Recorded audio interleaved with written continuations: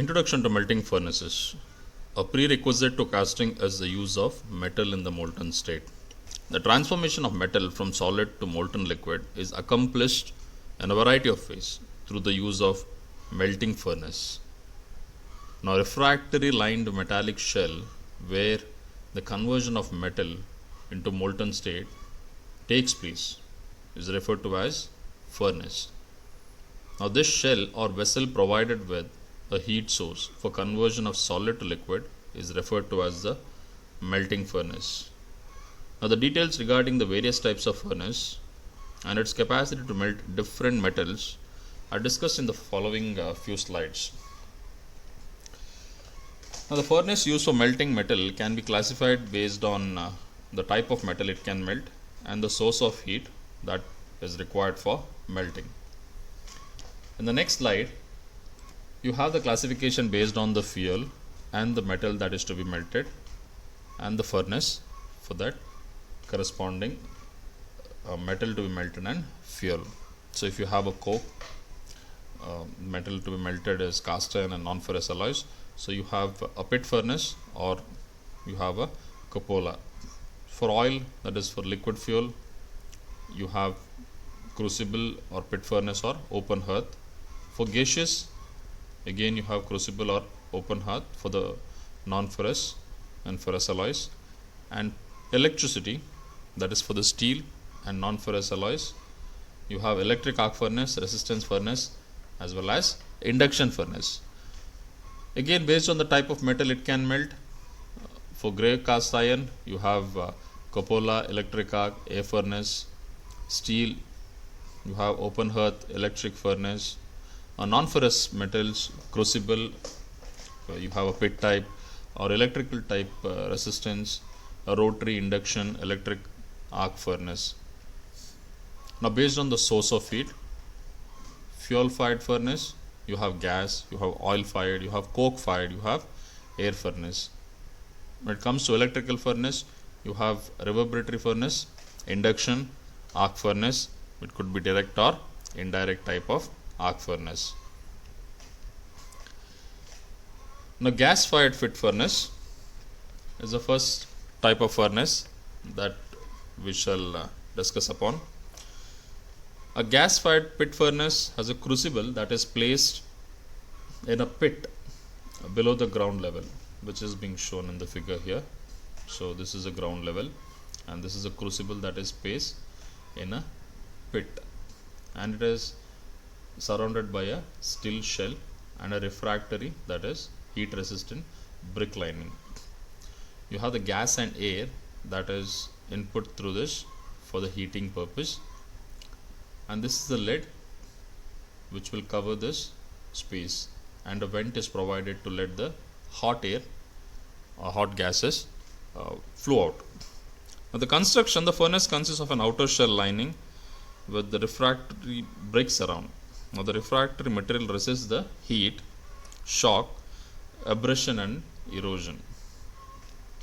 At the bottom, a round base or pedestal block is placed upon which the crucible is supported. The diameter of the block is same as that of the crucible in order to provide the proper support. The crucible is usually made of clay, silicon carbide or graphite material. Now, towards the bottom of the steel shell, a small opening is made through which the gas, that is fuel, is passed. For the complete combustion of the fuel, air is forced into the furnace along with the fuel by means of a small blower. Now, at the top of the furnace, you have a refractory lid with a small opening to escape the hot gases. The lid is generally hinged so that it can swing out of the way for easy removal of the crucible. Now, the working process of this gas fired pit furnace is in operation. The lid is opened and the charge means the metal, is fed directly into this crucible. Now, the fuel and air mixture is introduced into the furnace at an angle which causes the flame to rise from the bottom of the furnace, swirl around the crucible and finally pass out of the furnace as shown.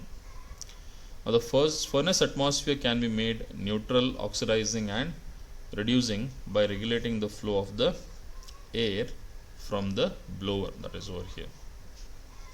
Now, after the metal melts and attains the desired temperature, the lid of the furnace is opened and the crucible is lifted with the help of tongs.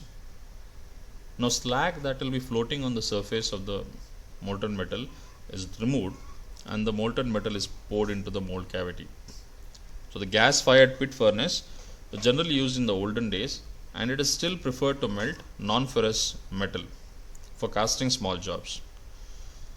These furnaces operate at floor level instead of pits. Resistant furnace. The figure shows an indirect type of resistant furnace used for melting non-ferrous metals. The construction shown here. The furnace consists of an outer steel shell lined with refractory bricks around. The refractory material resists the heat shock, abrasion as well as the erosion. At the bottom again you have a block, a pedestal block that is placed upon which a crucible is supported. The diameter of the block is again same as that of the crucible. On the inside of the refractory lining you have grooves which are provided to accommodate the resistors or heating coils. The resistors are connected to the electric power supply. At the top of the furnace, a refractory lid with the small opening for escaping of the hot gases is provided. The working principle behind this, the furnace works on the principle when the electric current flows through the resistor heating coil, heat is generated due to the resistance offered by the material of the coil to the flow of electric current. The heat generated in the coil is given by an equation H is equal to I square RT, where H is the heat that is generated in joules, I the current in amperes, R is the resistance of the coil in ohms, and T is the time of the flow of current. It's in seconds. So, heat transfer that takes place is through radiation and then convection. The lid at the top of the furnace is opened and the crucible is lifted using the tongs. The slag that is again floating on the molten metal is being removed and the molten metal is poured into the mold cavity. Coreless induction furnace is shown in the figure, which generally used for melting ferrous metals.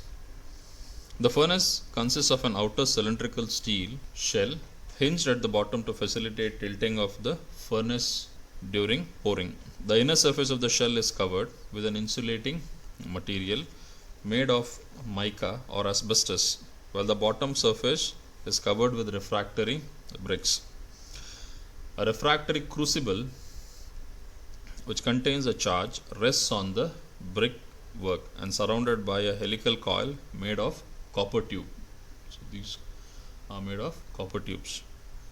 The copper tube, being heavy tube, requires active cooling, and this is achieved by passing flow of water through it.